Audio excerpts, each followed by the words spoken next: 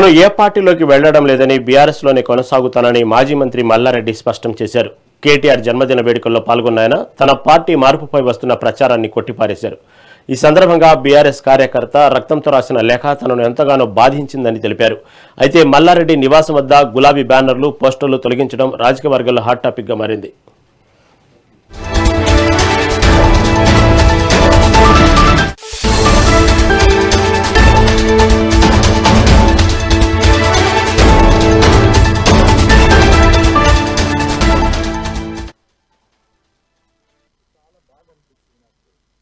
ఎవరు అడ్రస్ కూడా రాయలేదు. తప్పకుండా నేను కలుస్తా. నేను ఆయన బాధ అంతా నేను పార్టీలోకి వెళ్ళి మారుతున్నాను బాధ. అది రాసిండు, నాకు కూడా బాధ అనిపించింది. చాలా ఇబ్బందికరంగా ఉంది. అడ్రస్ చేస్తే తప్పకుండా ఆయన ఇంటికి పోతుంటే తప్పకుండా ఆయన ఎట్లయినా అడ్రస్ తెచ్చుకొని పోతా.